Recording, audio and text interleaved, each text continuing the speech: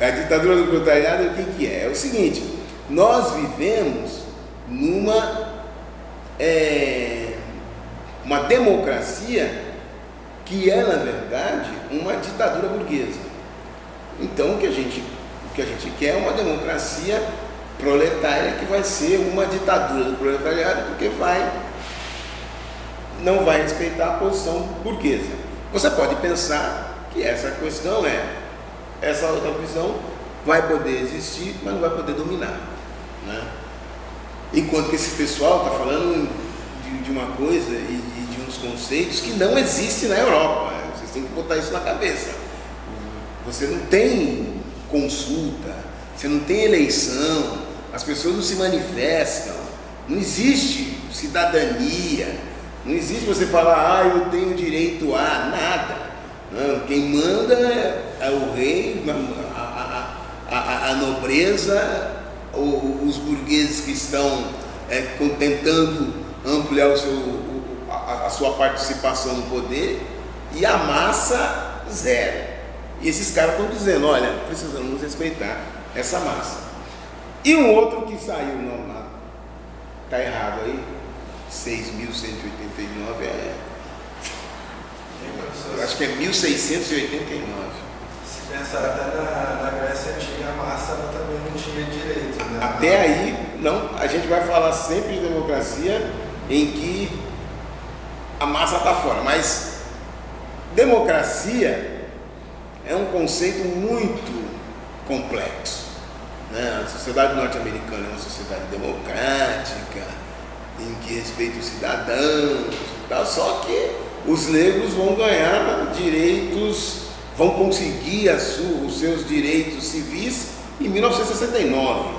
É óbvio que é no sul dos Estados Unidos, mas é metade do país.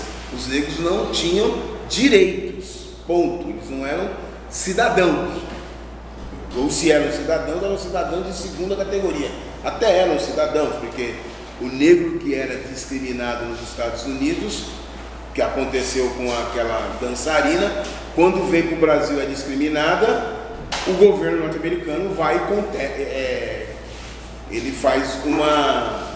ele critica o governo brasileiro, faz como é que a gente fala? Ele protesta contra o governo brasileiro por ter discriminado uma cidadã americana, uma cidadã negra, que não tinha direito no país dela. Mas é aquele negócio, eu posso desrespeitar os meus negros, vocês não, né?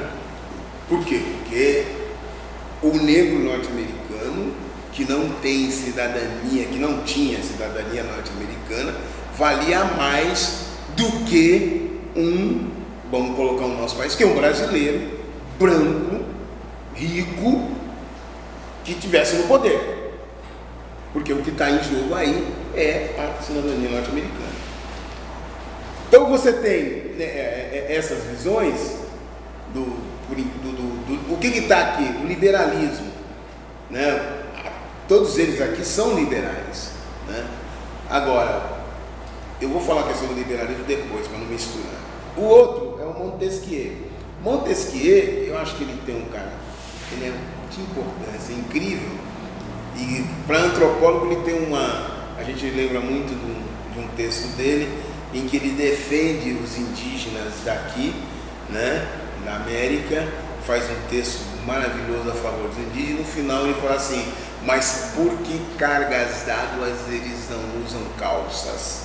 Né? Então, quer dizer, você defende, mas os caras precisam andar pelado, porque para eles era fundamental essa questão. Agora, o que é importante é que o cara olha para os povos da América e vê pessoas, ele vê gente, ele valoriza essas pessoas, que na verdade a gente ri quando a gente ouve falar isso, mas nós também fazemos essas coisas, e às vezes você defender uma pessoa e no final você dizer que você está discordando dela por uma questão, porque ela está usando uma tatuagem, porque ela é homem e usa brinco. Você tem uma construção que você vai querer questionar a pessoa por algo que você não concorda. Mas as pessoas usam muito isso para dizer, tá, por mais interessante que seja, o que prevalecia era a visão europeia. Quer dizer, se eles usassem calças, está tudo resolvido. Mas o que acontece? O que vem fazer os jesuítas aqui? Botar calças. Colocar calças, vestido, etc. Ou seja, o símbolo da civilização. É óbvio que tem uma coisa, né? Quando a gente está falando porque cargas d'água eles não usam calças, nós estamos falando dos povos do Equador até o meio dos trópicos, e olha lá, né? O pessoal do temperado para lá andavam nus, entendeu? Os povos da América do Norte, lá pra cima, vai ficar pelado, eles ficar pelado morrem. Lá faz 10 graus abaixo de zero, né? 15 graus abaixo de zero. Cai neve, como é que você vai andar pelado por aí? Agora aqui não, imagine nós aqui em Tocantinópolis, 40 graus, você vai andar cheio de roupa, só nós mesmo, né? Eu, por exemplo, estou aqui, vou fazer 10 anos, eu usei calça uma vez, né? E fui falar com um juiz, mas eu não ando com... E a outra vez que eu fui andar com a calça foi quando eu fui para a Assembleia Legislativa aqui de Palmas, que eu cheguei lá, não podia andar de bermuda, né? E eu pelejei, entrei até clandestinamente, os seguranças foram lá atrás, lá fora, lá dentro, até que, por sinal, com bastante educação, porque sabiam que eu era professor universitário, você não pode entrar com calça aqui. E no fim eu tive que ir para uma loja e comprar uma calça. Por quê? Porque é meio estúpido calor desse, a gente querer usar as roupas que cabem bem num local que você tem uma temperatura mediana. São Paulo, olha lá, entendeu? São Paulo às vezes faz 40 graus, né? Mas faz 10 graus, faz 5 graus, né? Lá em São Paulo a gente brinca muito, né, que você sai de casa, aí o paulista é uma cebola, né? Por quê? Porque de manhã você sai cheio de roupa e durante o dia você vai tirando, e quando chega umas 2, 3 horas você só tá de camisa e tal, e quando vai ficando à tarde você vai botando de novo e você chega em casa cheio de mala, de roupa. Eu já saí de casa com como é que eu falo? Aqueles sobretudo que eu tinha, eu ia dar aula, quando chega meio-dia estava 30, 35 graus, você é obrigado a tirar aquilo, e aí quando estou saindo da escola às 8, 9, 10 horas da noite, está 9, 10 graus, mas lá, razoável, né? Agora no norte, no Canadá, você não pode imaginar que os caras andavam nus, né? Por isso que tem aquela música que é do ditado, não existe pecado do lado de baixo do Equador, né? Porque do lado de baixo do Equador é onde você tem os partes mais quentes, e aí é onde as pessoas de fato andavam mais à vontade, né? E o Montesquieu, qual é a maior contribuição que ele deu, que é válido até hoje, e hoje nós estamos discutindo isso, tal, que é, oh meu Deus do céu, que é a divisão do poder político. Quando ele escreve isso, a Europa era monarquia absolutista, o rei era tudo. Então ele vai dizer, esta forma de reinado não é uma forma de governo racional. Essa forma, ela não contribui para a sociedade. Nós devemos ter os governos divididos. Você tem que ter um governo legislativo. O que faz o governo legislativo? Cria leis. Então, quem cria leis? Somente o governo, o poder legislativo. Quem são os governos legislativos? Deputados e senadores, em vários locais. Você tem o executivo. E quem que é o executivo? Que executa. Então, o executivo não cria leis. Ele executa as leis, não só as leis, as políticas que são decididas nas eleições. Quando você elege alguém, ele apresenta um trabalho, uma proposta de trabalho que ele vai aplicar. Então, ele pode criar uma lei? Não. Quando o legislativo quiser criar uma lei, o que ele faz? Manda para o legislativo. A gente está vivendo isso hoje. Então você tem, o ideal é que o poder executivo e o poder legislativo sejam independentes entre si. Então, quando o executivo quiser fazer uma lei, ele manda, e o legislativo vai pensar a lei que ele acha melhor para a sociedade. E ele vai ter toda uma forma de consultar a sociedade sobre quais são os interesses que ele tem. E o judiciário? O que faz o judiciário? Só julga. E ele tem que julgar. Julgar como? Dentro da lei que foi aprovada pelo legislativo. E dentro das normas que tem dentro da sociedade, que está o executivo. Para o Montesquieu, esses três poderes, eles têm que ser independentes entre si. O que é bastante interessante. O judiciário, para julgar, ele tem que seguir a lei que foi criada pelo legislativo. Ele não pode julgar nada se não tiver uma lei que o judiciário, que o legislativo fez, que é bastante interessante. Nós aqui do Brasil pegamos esse negócio e construímos uma maluquice que só nós entendemos, embora não é só o Brasil que pensa assim. Mas, por exemplo, você tem um legislativo em que o executivo pega pessoas do legislativo para trabalhar com ele e fica negociando com o legislativo usando esse pessoal do legislativo que estão no executivo. Agora mesmo, uma das propostas é: não pode mais ter deputados como ministro.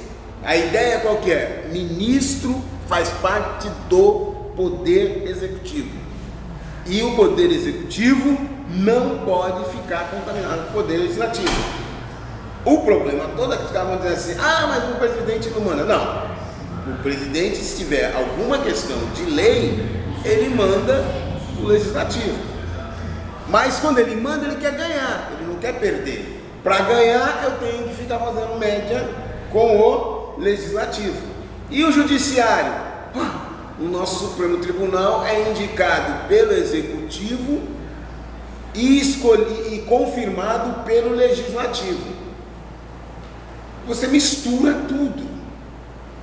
Não, quer dizer, quem tem que escolher o judiciário?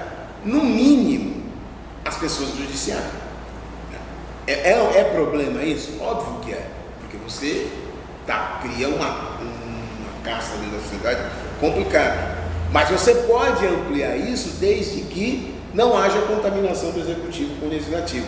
Essa proposta do Montesquieu é a proposta que vai acabar prevalecendo depois da Revolução Francesa em quase todos os países, mesmo aonde a monarquia continua, porque as monarquias elas vão virar um papel ou decorativo ou próximo da representatividade do país.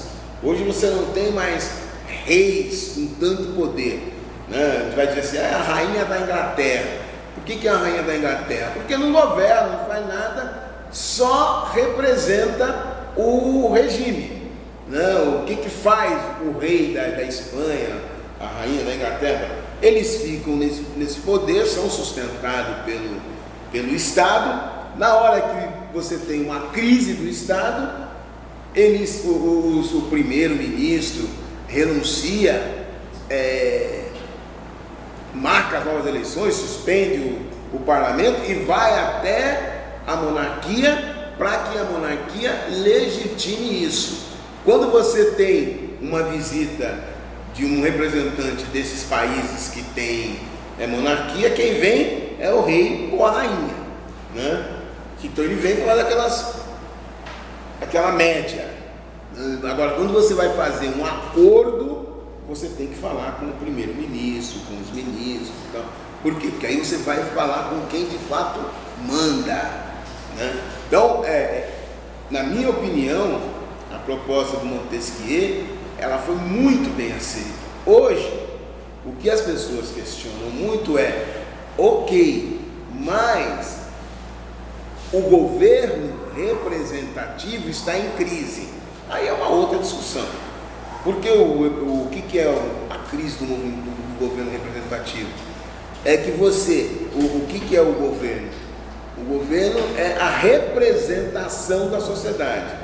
O legislativo tem as forças que você tem dentro da sociedade, está lá dentro, e lá você discute os interesses que tem dentro da sociedade. Quem tiver mais força lá vence. É óbvio que numa sociedade desigual não é a maioria que vai vencer. O que vai vencer é quem tiver mais dinheiro. E dinheiro não é a maioria que tem. Então, as pessoas falam assim, olha, hoje a democracia representativa está em crise em vários países, principalmente nos países do dito, que hoje não se chama mais, terceiro mundo ou mundo em desenvolvimento, né? Por quê? Porque na verdade você tem um regime representativo de uma sociedade desigual. É óbvio que isso não vai dar certo. Você vai ter uma representatividade, não tem como não, né? É o Brasil. Você pega um congresso que representa muito mais as empresas, o agronegócio, as grandes corporações, do que os trabalhadores em geral, que são a maioria da população. Então, nessa questão, há um questionamento, mas, na minha opinião, a gente tem que se aprofundar nessa discussão, porque o que está em jogo é a consciência das pessoas, né? Porque, por exemplo, se você tem um camarada como Paulo Salim Maluf, que roubou a cidade de São Paulo em 500 milhões de reais, quase meio bilhão de reais, e o dinheiro foi devolvido para a cidade, e ele tem 400 mil votos, o problema da representatividade está por aí. Quer dizer, como é que um cara desse tem 400 mil pessoas na cidade de São Paulo que se dispõe a votar nele? E olha que 400 mil votos não é pouco. Ele é o terceiro ou quarto mais votado de São Paulo quase que todos os anos. E eu não estou falando de estado subdesenvolvido, eu estou falando do estado mais desenvolvido do Brasil. Então a gente diga. É só as coisas que você estava falando antes, né? Que os poderes são misturados, né? Fica uma bagunça. Aqui? Sim, dos poderes. Eu estava lembrando, né, que depois da independência já começou assim, né? O Dom Pedro já instituiu o poder moderador, o quarto poder. Mas aqui é um pouco diferente, porque no Brasil não é só o poder moderador, é que ele tinha o liberal e os conservadores. E nós temos uma coisa que é um ditado da época que estava falando assim: nada melhor, nada mais liberal do que um conservador no poder, né? O que esse ditado está dizendo? É uma coisa terrível, duas coisas. Que as pessoas defendem uma coisa quando estão fora do poder. E quando assumem o poder, eles passam a defender exatamente aquilo que eles contestavam. E o que é mais fantástico é que quem antes defendia aquilo que estava no poder, ele passa a ser contrário a essa questão. Isso, aqui na nossa sociedade, no Brasil, é muito expressivo. Não? Fazendo uma comparação com os Estados Unidos, que a gente sempre faz, coisa mais rara nos Estados Unidos é você ver um democrata votar numa proposta de um republicano. Acabou. O que eles vão arrumar uma discussão? Se os republicanos são maioria, eles vão lutar para ter todos os republicanos votando na proposta deles, porque eles não contam com o voto do democrata, e vice-versa, né? Porque o camarada, o democrata, quando ele está no poder, ele tem um projeto de governo para a sociedade norte-americana. Quando o republicano tá, ele tem outra proposta de projeto, acabou. E eles convivem com isso. Aqui no Brasil é uma coisa muito fantástica. As pessoas defendem coisas. O Fernando Henrique Cardoso, quando ele foi senador, eu preciso levantar isso. Ele fez um projeto político, um projeto de lei. E as leis aqui no Congresso, às vezes, ela demora 10, 15 anos para ser votada. E ela ficou lá, numa discussão em várias comissões e tal. Quando ele foi eleito presidente, a proposta que ele propôs e ele defendeu foi aprovada. E ele vetou. E a imprensa pegou e falou: não, espera um pouquinho. Essa proposta foi feita pelo senhor. Naquela época me interessava, agora não me interessa mais. Alguma coisa está errada quando você tem isso, né? Por quê? Porque ou você tem de fato projetos diferentes ou você não tem. Então, quando o Fernando Henrique estava no governo, ele fez uma proposta de reforma da Previdência. O PT foi contrário a todas as propostas que ele tinha, mas contrário radicalmente. E ele ainda respeitou o direito adquirido, tá? O PT não aceitou nada, votou contra do princípio ao fim. Quando o Lula assume, a primeira reforma que ele faz é a reforma da Previdência, e mais radical do que o Fernando Henrique defendia, e não respeitou os direitos adquiridos. Ele foi ao Supremo defender que não deveria haver direito adquirido dos funcionários públicos. E aí todo mundo ficou perdido. Agora, tem gente que acha que é legítimo isso. Não, no Brasil a gente tem isso. Quer dizer, o cara defende algo. O Fernando Henrique comprou a reeleição. O PT ganhou 2 vezes. Na terceira que o PT ganhou, o PSDB passa a defender o fim da reeleição. Então, quer dizer, só quando é o meu partido, vale e é isso que eu defendo. Quando é o outro, não vale, não é isso que eu defendo. Só que o que fica mais evidente não é que eu assumo o poder e eu pego a proposta política de quem está no poder. Quem estava no poder passa a pegar as propostas e as posições políticas de quem saiu do poder. Aí, pirou. Você queria falar? Não, mas aproveitar que quando Montesquieu fez essa distribuição de poderes, né? Ele já havia colocado quem deveria assumir esses poderes ou foi proposto só depois dele? Não vamos pensar que é óbvio que você tem todo mundo aqui, quem vai ser os deputados. Não é uma eleição, no período dele, não é uma eleição direta, que todo mundo participa. Você vai ter um grupo de elite que pode ser pessoas que são alfabetizadas, que tem uma certa grana, você tem uma postura de uma elite na sociedade. Agora, isso só virá, a contestação disso virá a posteridade, né? Porque ele tinha que fazer isso, e quem que está entrando em jogo? É a burguesia. Professor, então esse é algo parecido com um estamento burocrático? Sim, mas vamos pensar no seguinte, para o período